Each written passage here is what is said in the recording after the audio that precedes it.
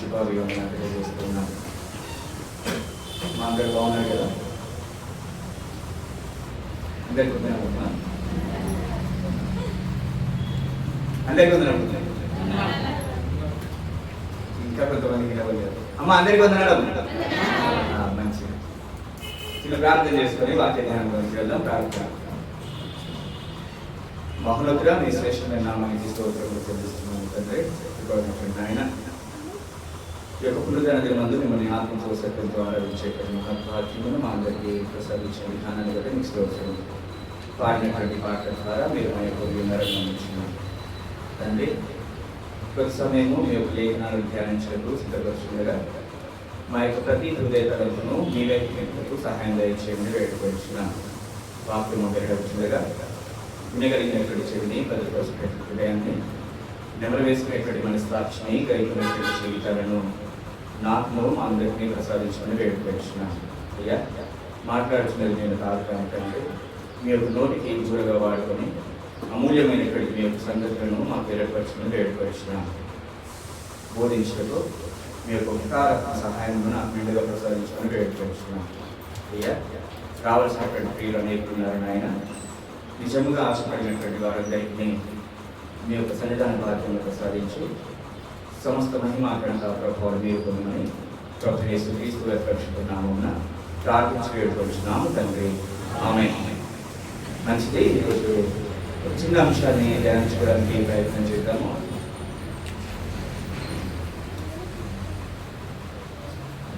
ఈరోజు ఒక చిన్న అంశాన్ని ధ్యానించుకోవడానికి ప్రయత్నం చేద్దాము. మనం చాలాసార్లు విని ఉండొచ్చేమో ఈ యొక్క లేఖనాలని, కానీ ఒకసారి నెమరు వేసుకున్నామని చెప్పేసి తలంపు కలిగి మరి ఒక అంశాన్ని మేము ముందుకు తీసుకోవడం జరుగుతుంది. మంచిది. మన జీవితాల్లో అనేకమైనటువంటి ప్రయాణాలు చేస్తూ ఉంటాం. ప్రయాణం చేయనటువంటి వారు ఎవరైనా ఉన్నాము ఇప్పటివరకు? మన జీవితాల్లో అనేకమైనటువంటి ప్రయాణాలు చేస్తూ ఉంటామా చేయమా?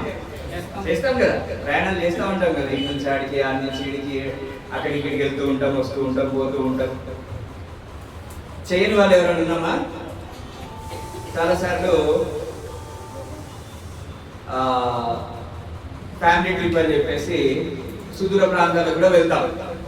ఒక 1 వీక్ 10 days అట్లా ట్రిప్ వేస్తూ ఉంటాం, ఫ్యామిలీ ట్రిప్. వీళ్ళు అక్కడే ఉండిపోతామా?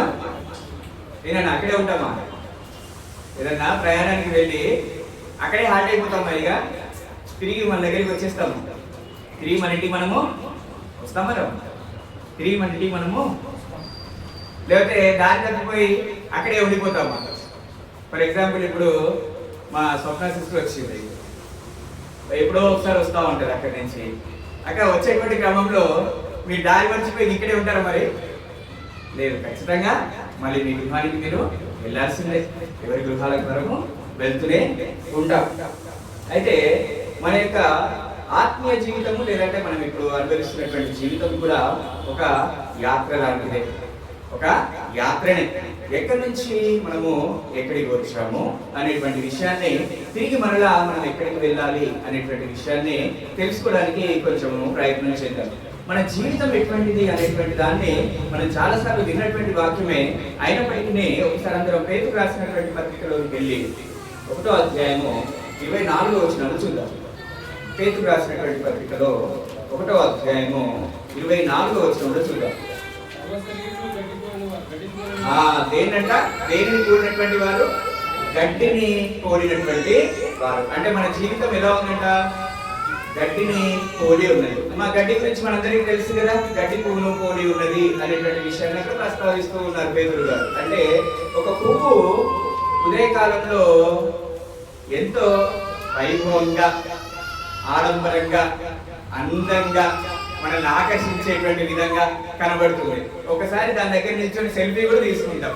అంత బాగుంటాయి పువ్వులు. పొద్దున, సాయంత్రం అయ్యేసరికి ఇంకో విషయాన్ని చూద్దాం. ఎక్కువగా ప్రస్తావించకుండా యోగ గ్రంథంలోకి వెళ్ళి 8వ అధ్యాయం 8వ వచనం చూద్దాం. 8 యోగ గ్రంథం 8వ అధ్యాయం 8వ వచనాన్ని చూద్దాం. మనము నిన్నట్టు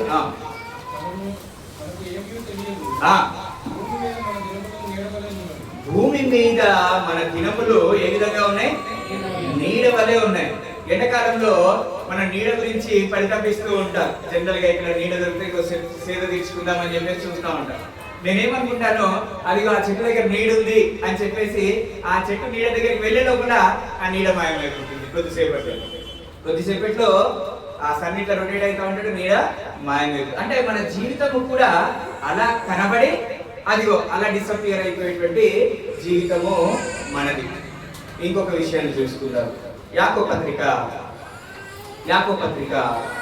4వ అధ్యాయము 14వ వచనాన్ని చూద్దాం.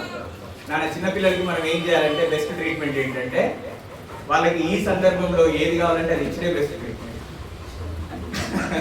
వాడికి చాక్లెటా, కుర్కురేటా, వాళ్ళకి ఏది కావాలంటే అది ఇచ్చేస్తే వాళ్ళు గమ్మున ఉంటారు.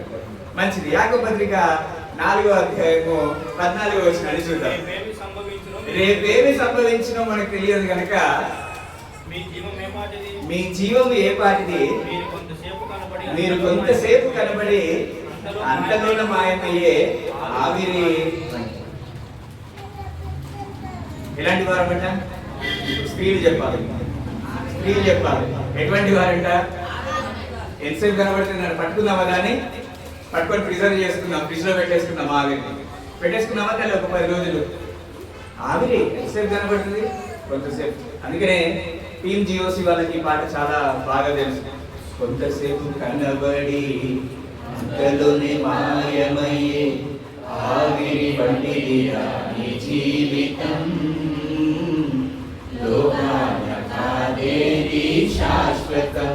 శాశ్వతం అనేదన్నా కొంతసేపు కనబడుతుందంటే ఈ జీవితము కొంతసేపట్లో మాయమైపోతుంది. ఇదిగో ఇటువంటి జీవితమైనటువంటి మనము, ఇటువంటి జీవిత ప్రయాణాన్ని కొనసాగిస్తున్నటువంటి మనము ఈ యొక్క భూలోకంలో మనం ఎలా ఉన్నామంటే యాత్రికులము గాను పరదేశులము గాను ఉన్నాము అనేటువంటి విషయాన్ని మనం ఎప్పుడు గుర్తుంచుకుంటూ ఉండాలి. అందుకనే దినవృత్తాంతంలో మొదటి గ్రంథంలోకి వెళ్దాం. అందరూ కూడా దినవృత్తాంతంలో మొదటి గ్రంథము 29వ అధ్యాయము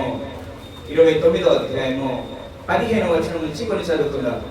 మా పితరులందరి వలనే మేమును నీ సన్నిధిని అతిథులము పరదేశులమై అతిథులము పరదేశులము. మనం ఏంటంటే ఇక్కడికి అతిథులము పరదేశులము. పరదేశులము అంటే ఇతర దేశం నుంచి లేదంటే వేరే ప్రాంతం నుంచి ఎక్కడి నుంచో మనం వచ్చినటువంటి వారం ఇక్కడికి. అతిథులము అంటే గెస్ట్లం. ఇదేది పర్మనెంట్ గా మనం అనుభవించడానికి రాలేదు. We are the only guest. అతిథులుగా మాత్రమే మనము వచ్చి ఉన్నాం. పరదేశం అంటే మన దేశం వేరే ఏదో ఉంది, ఇతర దేశం నుంచి వచ్చినటువంటి ఏలియన్స్ మనం ఇక్కడ చెప్పాలంటే.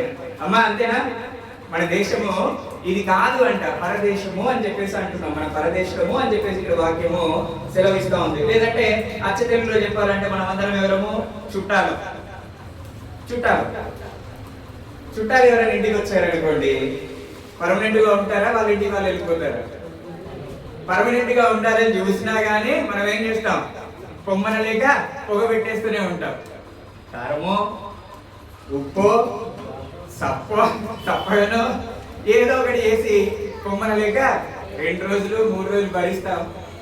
తర్వాత రూమ్లలోకి వెళ్ళిపోతా ఉంటాం.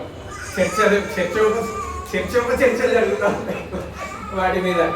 ఎట్లా పంపిద్దామబ్బా, వీకెండ్ రోజులు ఉంటారబ్బా, భలే మాట్లాడుకుంటాం. మంచిది. కాబట్టి మనం ఎవరన్నా అతిథులము పరదేశులము అనేటువంటి విషయాన్ని మనం గుర్తుపెట్టుకోవాలి. ఎప్పుడు, ఎక్కడ, ఎవరు, ఎందుకు, ఎలా ఈ జీవితాన్ని విడిచిపెట్టి వెళ్తామో తెలియదు. దానికి ఒక లెక్కపత్రం లేదు. చిన్న పిల్లలు మొదలుకొని వయోవృద్ధుల వరకు కూడా, ఆరోగ్యంగా ఉన్నటువంటి వారి దగ్గర నుంచి అనారోగ్యంతో కృషించుకోవచ్చినటువంటి వారి వరకు కూడా ఎవరు ఎప్పుడు ఎలా పోతారో కూడా మనకు తెలియనటువంటి పరిస్థితి. కాబట్టి ప్రియులారా, అందుకనే ఇదే మాటను పేతురు పత్రికలో కూడా రాయబడింది. పేతురు రాసినటువంటి పత్రిక 2వ అధ్యాయము 11వ వచనాన్ని చూద్దాం. ప్రియులారా, ఎలా ఉన్నామంట? మనము పరదేశులము, యాత్రికులమై ఉన్నాము. యాత్రికులం, we are doing our journey, that's all. మనము మన యొక్క ప్రయాణాన్ని కొనసాగిస్తూ ఉన్నాం అంతే. మనం యాత్రికులమే, మనం ఏది కూడా ఇక్కడ పర్మనెంట్ గా ఉండడానికి రాలేదు అనేటువంటి విషయాన్ని నిత్యము మనము గుర్తుపెట్టాలి. తిరిగి మనం ఎక్కడికి వెళ్ళాలి? వేరే దేశానికి వెళ్ళాలి. ఆ వేరే దేశం ఏమై ఉన్నది అని చెప్పేసి మనం ఆలోచన చేసినట్లయితే 2 దేశాలు ఉన్నాయి. వేరే దేశాలు ఎన్ని దేశాలు ఉన్నాయి? 2 దేశాలు ఉన్నాయి. ఎవరైనా చెప్పగలుగుతారా అమ్మా? పరలోకము, నరకము అనేటువంటి 2 దేశాలు ఉన్నాయి. ఈ 2 దేశాలలో నీ దేశం ఏది, నా దేశం ఏది? ఈ జర్నీ చేసేటువంటి టైమే డిసైడ్ చేస్తుంది. ఈ ప్రయాణమే మనల్ని డిసైడ్ చేస్తుంది. నీది ఏ దేశము, నాది ఏ దేశము, పర్మనెంట్ దేశం ఏది మనది అనేది ఈ లోక జీవితమే లేదంటే ఈ ప్రయాణమే మనల్ని డిసైడ్ చేస్తుంది అనేటువంటి విషయాన్ని మనం గుర్తుపెట్టుకోవాలి. అదే విషయాన్ని తిరిగి హెబ్రీకి అందరికీ కూడా చెప్తూ ఉన్నాడు. హెబ్రీలకు రాసినటువంటి పత్రిక 11వ అధ్యాయము 13వ వచనాన్ని చూద్దాం. నాకు హెబ్రీలకు రాసినటువంటి పత్రిక, మీరందరూ అనుభవించకపోయినను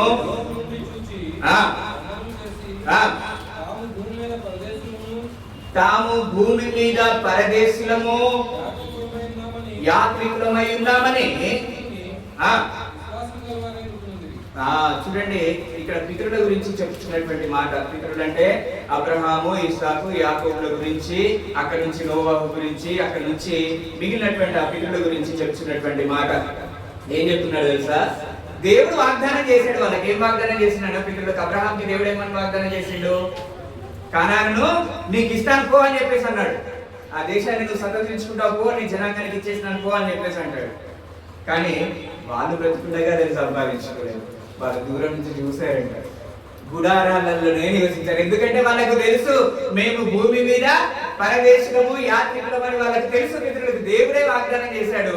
బట్ స్టిల్ వాళ్ళు ఏం చేశారంట? గుడారాలు మాత్రమే వేసుకుంటున్నారంట. అబ్రహాం ఏం చేస్తున్నాడు? గొప్ప గొప్ప మేడలు కట్టుకున్నాడా? భూమి మీద విస్తారమైనటువంటి ఆస్తి కలిగినటువంటి సంపన్నుడైనటువంటి అబ్రహాము ఓన్లీ గుడారాలు వేసుకుంటూనే వెళ్ళాడు ఆయన జీవితకాలం అంతా కూడా. వాళ్ళకి తెలుసు, అందుకే మనం పాడుకుంటారు, పరదేశులము ప్రియులారా మన పురమిదిగాదిపుడు, నిజముగా పురమిదిగాదిపుడు. కాబట్టి మనము ప్రయాణాన్ని కొనసాగించేటువంటి ప్రయాణికులము మాత్రమే అనేటువంటి విషయం. ఎవరి స్టేషన్ ఎప్పుడు వస్తుందో తెలియదు. ఎవరి స్టేషన్ ఎప్పుడు వస్తుందో తెలీదు. ఎవరి స్టేషన్ వచ్చినప్పుడు వాళ్ళు దిగాల్సిందే తప్పదు. దానికి వల్ల ఎక్సెప్షన్స్ ఏమి లేవు. ఖచ్చితంగా మన స్టేషన్ రాగానే ఇంతకుముందు నిద్రించినటువంటి వాళ్ళ స్టేషన్ ఆల్రెడీ వచ్చేసింది, వాళ్ళు దిగిపోయారు. నా స్టేషన్ ఎప్పుడు వస్తుందో నాకు తెలియదు, నేను దిగిపోవాల్సిందే తప్పదు. మన స్టేషన్ ఎప్పుడు వస్తుందో మనకు తెలియదు. We have to get on out. ఆ ప్రయాణంలో మనం దిగిపోవాల్సిందే తప్పదు మనిషి. కాబట్టి ఈ యొక్క ప్రయాణంలో మనం ఎలా ఉన్నామంటే కొరింథీయులకు రాసినటువంటి పత్రికలోకి వెళ్తాం. ఈ యొక్క ప్రయాణంలో మనం ఎలా ఉండాలంటే కొరింథీయులకు రాసినటువంటి పత్రిక 4వ అధ్యాయము, కొరింథీయులకు రాసినటువంటి పత్రిక 4వ అధ్యాయము 1-2 వచనాలు చూద్దాం. ఇలాగున క్రీస్తు సేవకులు మరియు దేవుని మర్మముల విషయములో గృహ నిర్వాహకులము. మన యాత్రలో మనం ఎలా ఉండాలి అంటే గృహ నిర్వాహకులమై ఉండాలి. దేవుని యొక్క పని మీద మనం ఎలా ఉండాలంట? గృహ నిర్వాహకులమై ఉండాలి అని. కానీ అంతేగాని పెత్తందారులమై ఉండకూడదు. అంటే మాదే ఇది పర్మనెంట్ అనేటువంటి విషయంలో ఉండకూడదు. కానీ మనం ఎలా ఉండాలంట? మంచి గృహ నిర్వాహకులమై ఉండాలి. అంటే మేనేజర్స్. సింపుల్ గా చెప్పాలంటే మనం ఎలా ఉండాలన్నా మేనేజర్స్ అయి ఉండాలి. ఇప్పుడు ఎంతమంది ఇక్కడ శాలరీడ్ పర్సన్స్ ఉన్నారు? శాలరీడ్ పర్సన్స్ అంటే నెలకు జీతం. మంచిది, చాలా మంది మీ నెలకు జీతం తీసుకునే వాళ్ళము ఉన్నారు. ఇప్పుడు మన బాస్ ఉంటాడు కదా, CEO బాస్. ఆ బాస్ ఏం చేస్తాడు? పేమెంట్స్ రిలీజ్ చేయండి అని చెప్తాడు. అప్పుడు HR డిపార్ట్మెంట్ లేదంటే పేమెంట్ ఇచ్చేటువంటి వారు ఏం చేస్తారు? మనకి జీతాన్ని ఇస్తూ ఉంటారు. జీతాన్ని ఇస్తున్నాడు కదా అని మేనేజర్ ఇది నాదే అనుకుంటాడా? అది అయినదా? కాదు. అసలు ఆయన ఇచ్చేటువంటి CEO దగ్గర నుంచి వస్తుంది అది. అలాగే ఈరోజు మనము అనుభవిస్తున్నదంతా కూడా గృహ నిర్వాహకత్వము. అదంతా దేవుడు ఇచ్చింది మనకంతే. అదంతా దేవుడి. వీఆర్ జస్ట్ అనుభవిస్తున్నాము అంతవరకే. బాగా గుర్తుపెట్టుకోవాలను. దేవుడిది సమస్తము కూడా ఎక్కువ ఎవరిది? దేవుడు. అందుకే కీర్తన గ్రంథము 24వ అధ్యాయంలో సమస్త భూమి నాదే కదా అని చెప్పేసి అంటాడు దేవుడు. ఏంటట? సమస్త భూమి నాదే కదా అని చెప్పేసి అంటాడు.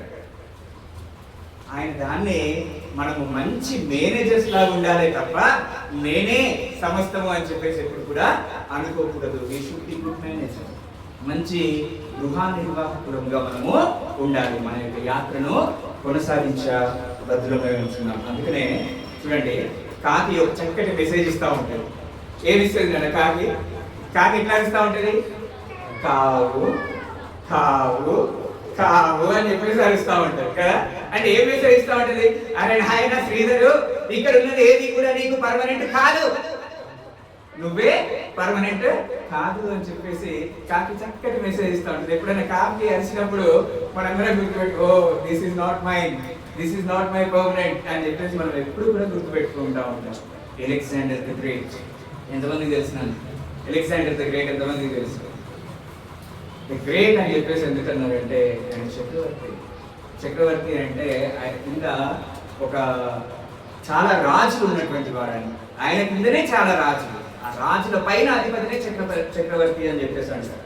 అటువంటి ఆయన ఒకసారంట సముద్రం వైపు చూశాడంట. ఎటువైపు? సముద్రానికి ఫేస్ చేసి, సముద్రమా ఒకవేళ నువ్వు గినక సైన్యం అయ్యేది ఉంటే నిన్ను కూడా నేను జయించేవాడిని అని చెప్పేసి అంత ప్రౌడ్గా సముద్రంతో మాట్లాడింది అలెగ్జాండర్ ది గ్రేట్. తర్వాత ఏమైంది తెలుసా? ఒక తోమ గుట్టి దానికి మెడిసిన్ దొరకక చనిపోయాడు. అంటే నథింగ్ ఈజ్ పర్మనెంట్. అంతటి మహాచక్రవర్తి, సముద్రంతో మాట్లాడినటువంటి మహాచక్రవర్తి చిన్న దోమ గుట్టి ఆయన పోతా ఒక మంచి మెసేజ్ ఇచ్చిండు. మనందరికీ తెలుసు ఏ మెసేజ్ ఇచ్చిండు. వాళ్ళందరినీ పోయే ముందు అందరినీ పిలిచిండంట. పిలిచేసి ఒక మూడు కోరికలు ఉన్నాయి ఆయన నాకు అని చెప్పేసారు. 3 కోరికలు ఉన్నాయని చెప్పేసాను. అయ్యా రాజుగారు, మీరే చక్రవర్తి, మీకు మేమేం చేయగలుగుతాం, మీ కోరికలు నేను ఎక్కడ తీర్చేయగలుగుతానని చెప్పేసి ఆ సామంతులు అందరూ అన్నారంట. అన్నప్పుడు ఆయన లేదు మీరు చేయగలుగుతారు. అయ్యా మాకైతే భయంగానే ఉంది, మన నెరవేర్చలేమేమో, ప్లీజ్ అని చెప్పేసి అడుగుతున్నప్పుడు సరే చెప్పండి సార్ అని చెప్పేసి అంటే ఆయన చెప్తున్నాడు, మొట్టమొదటి నా చేతులు పైకే ఉంచాలి. సమాధి పెట్టెలో పెట్టినప్పుడు నా చేతులు ఎక్కడ పెట్టాలంట? పైకే ఉంచాలి అని చెప్పేసారు. మంచిది. 2, నేను సంపాదించినంత కూడా ఇక చల్లుకుంటూ తీసుకెళ్ళాలి. ఏంటి? ఆయన ధనం కానివ్వండి, బంగారు కాసులే కదా అప్పుడు ఉన్నాయన్నీ కూడా, ముత్యాలే కానివ్వండి, అవే కానివ్వండి, అవన్నీ చల్లుకుంటూ నన్ను తీసుకెళ్ళాలి. 3, నన్ను తీసుకెళ్లే వాళ్ళు వైద్యులై ఉండాలి. డాక్టర్స్ నన్ను మోసుకుంటూ తీసుకెళ్ళి, వైద్యులు నన్ను మోసుకుంటూ తీసుకెళ్ళి. 3 కోరికలు. దాంట్లో అంతర్యం ఏంటో అక్కడ ఉన్నటువంటి వాళ్ళలో కొంచెం సంశయం ఏర్పడ్డది. ఏంటి ఎందుకు అలా అని చెప్పేసి అడిగితే చేతులు, నేను నా తల్లి గర్భంలో నుంచి దిగంబరినై వచ్చి దిగంబరిగా పోతున్నాను, ఏమీ తీసుకురాలేదు, ఏమీ తీసుకొని పోవట్లేను, చేతులు కాలి ఏమండి. తర్వాత అన్ని మనం సంపాదించినంత కూడా ఇక్కడ విడిచిపెట్టి వెళ్ళాల్సిందే, కానీ ఏది కూడా మనతో పాటు రాదు. చదువుకుంటూ వెళ్ళిపోండి, ఏది కూడా నేను తీసుకెళ్ళట్లేను, ఏది మనతోటి రాదు. సంపాదించుకున్నది ఏది మనతోటి అంతా ఇక్కడ విడిచిపెట్టి వెళ్ళాల్సిందే. 3వది వైద్యులమయ్యాలి. ఎందుకు? ప్రాణం పెట్టేది ఆయన చేతుల్లో లేదు. వైద్యులు ఎంత చేసినా గానీ దేవుడి ఆజ్ఞ లేకపోతే మన యొక్క జీవము లేదు. కాబట్టి అన్నిటికన్నా సర్వ అధికారం కలిగినటువంటి దేవుడికి మనం ఎప్పుడు సరెండర్ అయిపోయి ఉండాలి అనేటువంటి విషయాన్ని ఆయన చక్కగా చెప్పడము మంచి పాత్ర. కాబట్టి మనము దేవుని యొక్క పనిలో మంచి గృహ నిర్వాహకత్వం జరిగించేటువంటి వారంగా మన యొక్క జీవిత ప్రయాణాన్ని కొనసాగించబద్దులమై ఉంటున్నాం. నథింగ్ ఈజ్ పర్మనెంట్ అనేటువంటి దాన్ని ఎప్పుడు గుర్తుపెట్టుకోవాలి. ఇంకోటి, ఈ లోకంలో ఉన్నదంతా కూడా నటన. ఏముంటుందన్న నటన. నిజంగా సినీ యాక్టర్స్ ఉంటారు, నటించేటువంటి వాళ్ళ వృత్తే. కానీ మనం కూడా అనేక రోల్స్ ప్లే చేస్తూ ఉంటాం. విత్ ఇన్ ద ఫ్యామిలీ కానివ్వండి, విత్ ఇన్ ద చర్చ్ కానివ్వండి, అనేకమైనటువంటి రోల్స్ ప్లే చేస్తూ ఉంటాం.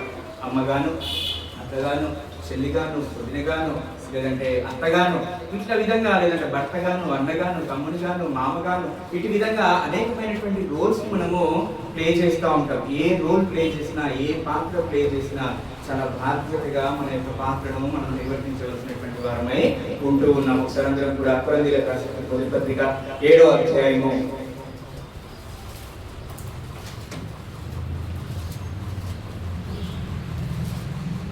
29 నుంచి చదువుతాం. సహోదరులారా, నేను చెప్పుకునేమనగా, కాలము సంతృప్తమైనది కనుక వేద భార్య కలిగిన వారు భార్య లేనట్టును, ఏడ్చువారు ఏడవనట్టును, సంతోషపడేవారు సంతోషపడనట్టును, గురువారు తాము పొందిన తమది కానట్టును, ఈ లోకం అనుభవించి వారు అమితముగా అనుభవించినట్టును, ఏలైనగా ఈ లోకము నటుగా ఇదిగో ఈ లోకము నటుగా గతించింది. ఇదిగో నాకు భార్య ఉండి కూడా నేను లేనట్టు ఉండాలంట, ఇంకా ఆస్తి ఉన్నా కానీ అనుభవించకుండా ఉండాలంట. అటు విధంగా అంటే దాని అంతర్యం ఏంటి అంటే నథింగ్ ఈజ్ పర్మనెంట్. ఏంటది? Nothing is permanent. భార్య ఉన్న వాళ్ళు లేనట్లుగా ఉండండి, ఎందుకంటే అది మీకు శాశ్వతం కాదు. ఆస్తి ఉంది అది లేనట్లుగా ఉండండి, అది మీకు శాశ్వతం కాదు. ఏది శాశ్వతమో కాదు అనేటువంటి విషయం.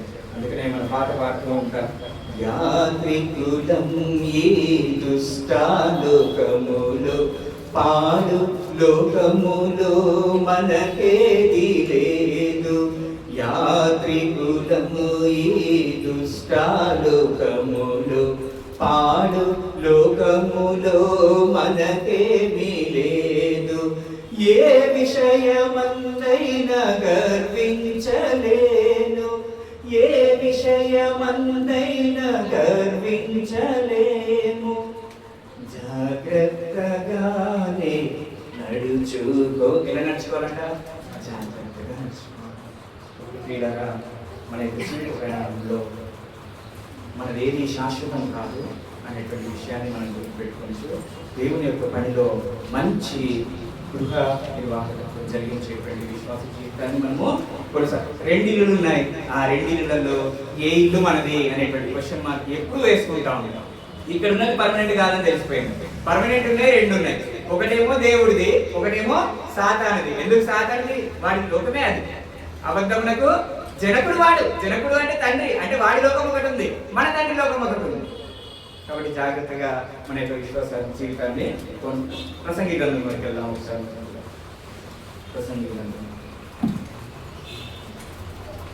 5వ అధ్యాయం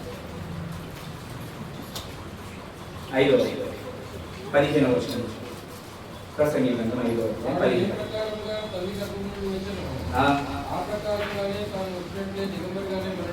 ఎట్లా?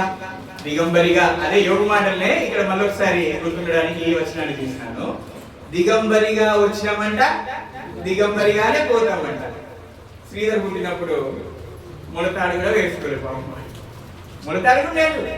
ఎవరు పుట్టినప్పుడు ఏమి తీసుకురాలేదు, వెళ్ళేటప్పుడు కూడా ఏమి తీసుకుని పోలేము అనేటువంటి విషయాన్ని ఎప్పుడు గుర్తుపెట్టుకుంటూ ఉండాలి. చూడండి అన్న, దేవుడు ఆయురారోగ్య క్షేమం మనందరికీ ప్రసాదిస్తూ ఉన్నాడు. చాలా మంది చాలా ఆస్తి ఉంటుంది వెనకాల, అన్నీ ఉంటాయి. ఇట్లా కనుసైగ చేస్తే ఒక 10 మంది వచ్చి ముందు ఉంటారు. కానీ డాక్టర్స్ ఏమంటారు తెలుసా? ఏమీ తినకూడదు, ఓన్లీ ఇది మాత్రమే తాగాలి. కానీ దేవుడు మనందరినీ కూడా ఆయురారోగ్యం క్షేమంతో ఉంచింది. కాబట్టి ఆయన ఎప్పుడు కృతజ్ఞత కలిగి ఆయన యొక్క పని పట్ల భారం కలిగి మనం అందరం ఉండాల్సినటువంటి వారిని ఉంటూ ఉన్నాం. ఆయన ఇచ్చినటువంటి ఆయుష్ని కొనసాగిస్తున్నటువంటి ప్రయాణాన్ని ఆయన కోసం కొనసాగించేటువంటి వారంగా మనం ఉండాల్సినటువంటి వారిని ఉంటూ ఉన్నాం. ఆది కాండంలోనికి వెళ్దాం. చిన్న వృత్తాంతాన్ని చూసుకోవడానికి ప్రయత్నం చేద్దాం. ఆది కాండము 28వ అధ్యాయం. ఆది కాండము 28వ అధ్యాయం 10 నుంచి 12 వచనం చదువుతాం. బయలుదేరి హారాను వైపు వెళుతూ ఒక చోట చేరి పొద్దున్న అక్కడ రాత్రి నిలిచిపోయి ఆ చోటి రాళ్ళలో ఒకటి తీసుకొని తనకు తలగడగా చేసుకుని. ఇక్కడ మనం కొన్ని పాయింట్స్ అండర్లైన్ చేసుకోవడానికి ప్రయత్నం చేద్దాం. అందరు పెన్నులు ఉన్నట్టు మీ బైబిల్లో బెహెర్షెబా నుంచి బయలుదేరి అంటే ప్రయాణం స్టార్ట్ చేసింది. ప్రయాణం స్టార్ట్ అయింది.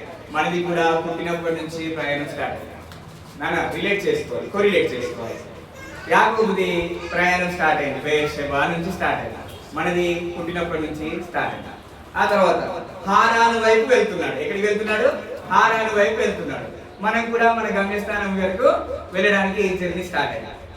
తర్వాత ఒక చోటుకి చేరి, ఏ చోటుకి చేరుతున్నాం?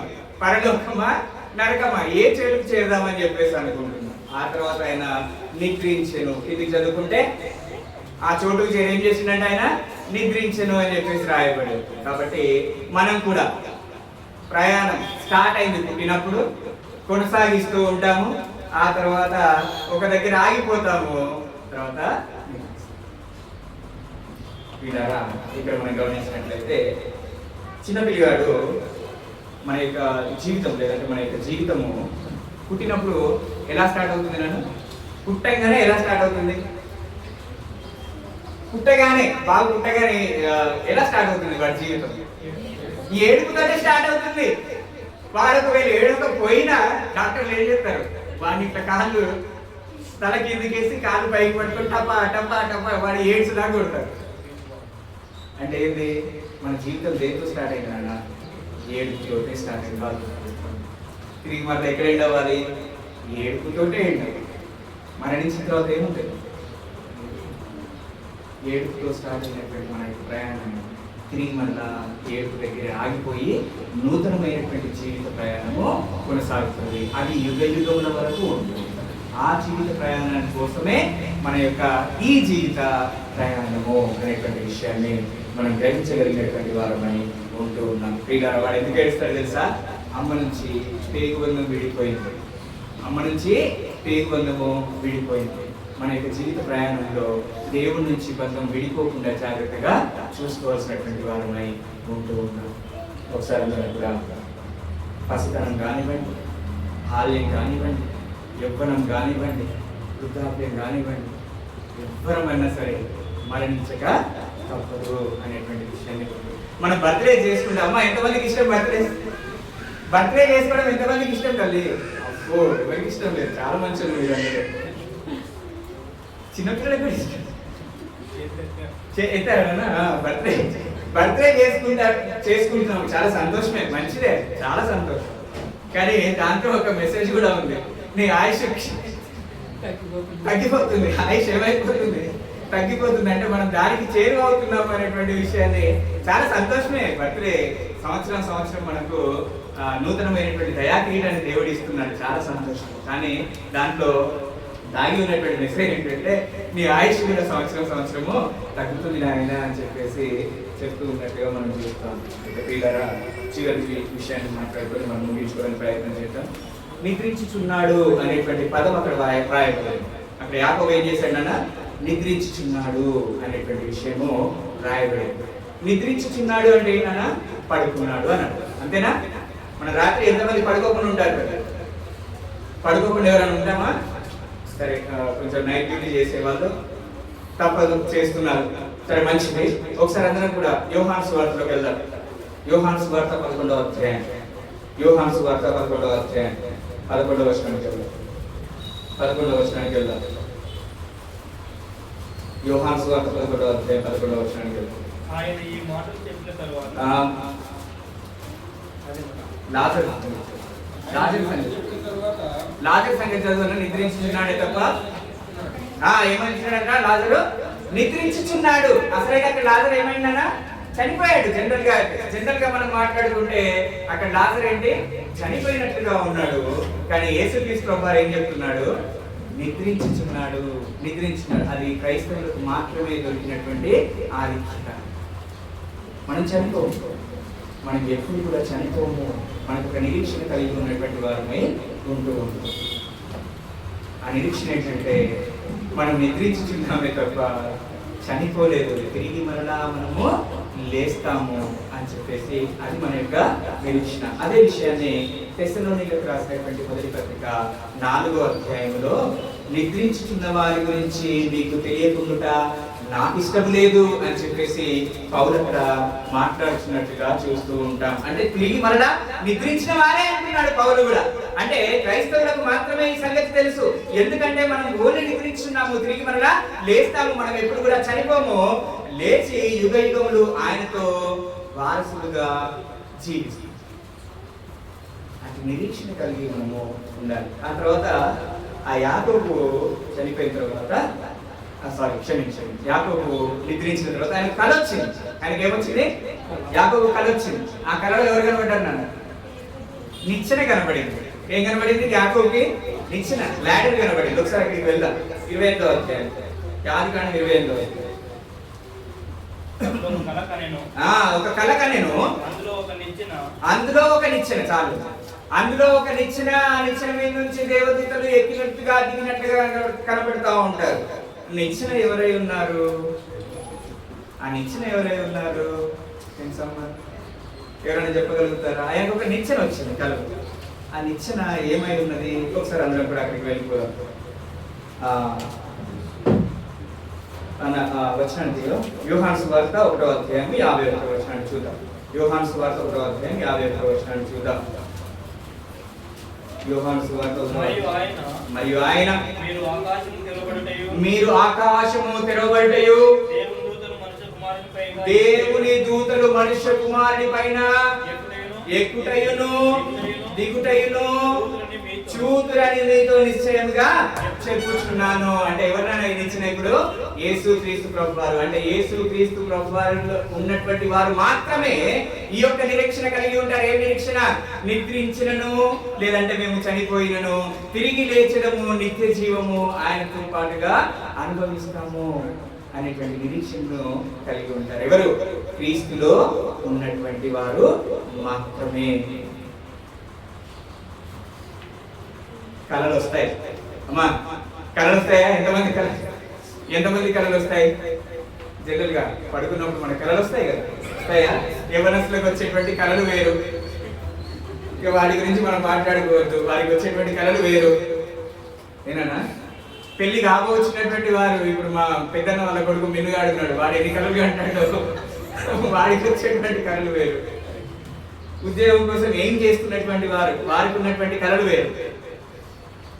అంటే అబ్దుల్ కలాం కూడా చెప్పిండు, కళలు కనండి సాకారం చేసుకోండి అని చెప్పడం జరిగింది. పాపం ఆయన కూడా మంచి కొటేషన్ చేసిండు. అంటే లోకంలో ఉండేటువంటి కళలు వేరు నాన్న, క్రైస్తవులకు ఉండాల్సినటువంటి కళ, ఆశ, స్థిరత్వము వేరు. ఒకసారి అందరూ కూడా ఫిలిప్పీలకు రాసినటువంటి మొదటి పత్రిక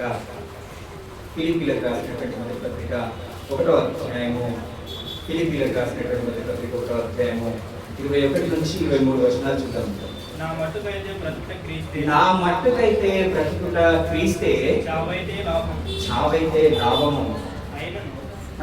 శరీరంతో నేను జీవించుటయే నాకున్న పనికి పాలక సాధనమై ఎడల నేనేమి కోరుకుందో నాకు తోచలేదు. ఈ రెంటి మధ్యను నేను ఇరుకబడి ఉన్నాను. నేను వెడలిపోయి క్రీస్తుతో కూడా ఉండవలనని నాకు ఆశ. అది మనం కనాల్సినటువంటి కళ, మనం పడాల్సినటువంటి తపన. నేను వెడలిపోయి నా ప్రభువుతో ఉండాలి. ఎవరితో ఉండాలన్నా? నా ప్రభువుతో ఉండాలి అనేటువంటి ఆశ కలిగి, లేదంటే అటువంటి కళ మనము కళలో ఉండాల్సినటువంటి వారమై ఉంటున్నాం. అదే విషయాన్ని తెస్సలోనికీయులకు రాసినటువంటి మొదటి పత్రిక, మళ్ళీ ఒకసారి తెస్సలోనికీయులకు రాసినటువంటి మొదటి పత్రిక 4వ అధ్యాయము 17వ వచనాన్ని చూద్దాం. ఆ మీదట సజీవులమై నిలిచి సజీవులమై ఇరుడు మనము వారితో కూడా ఏకముగా ప్రభువును ఎదుర్కొనుటకు ఆకాశ మండలములకు మేఘముల మీద కొనుక్కోబడదు కాగా మనము సదాకాలం. ఎక్కడి వరకంట? సదాకాలం. ఎప్పటి వరకు నాన్న?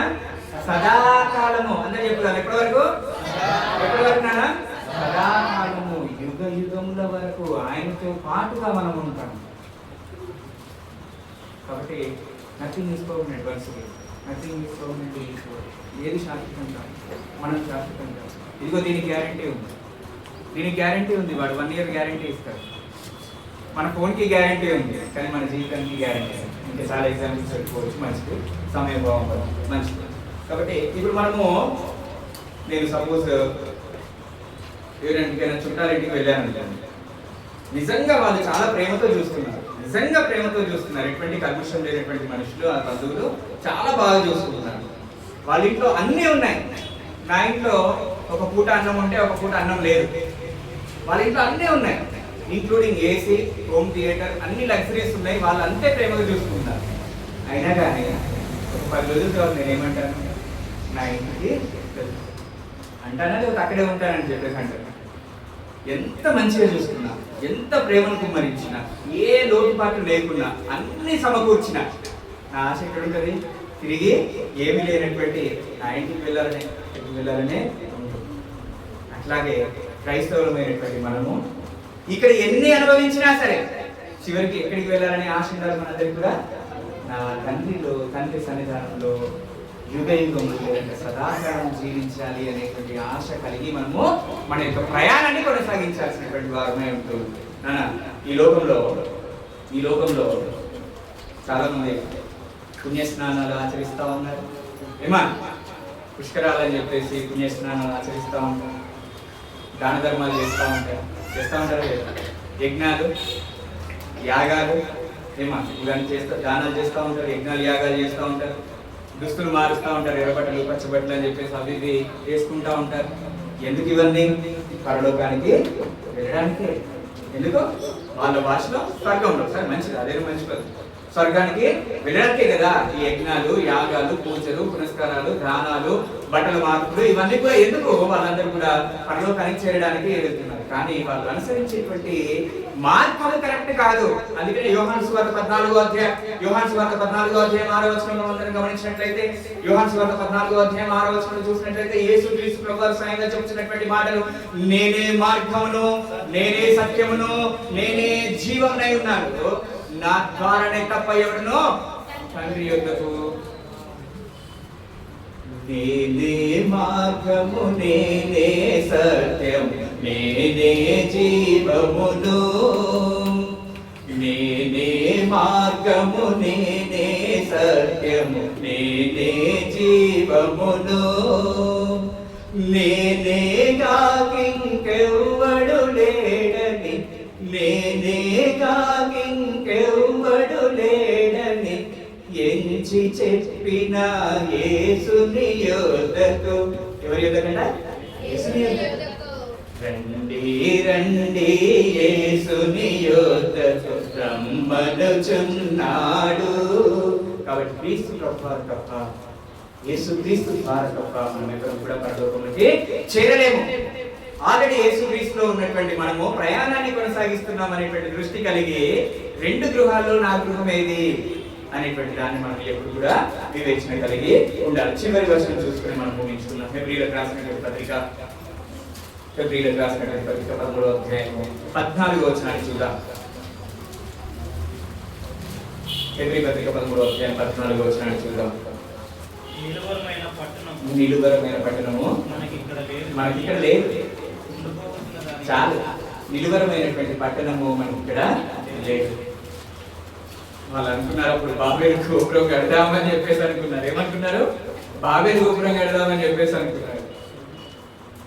నిలువరమైన పట్టణమే మన ఇలలో లేదుగా మానవా.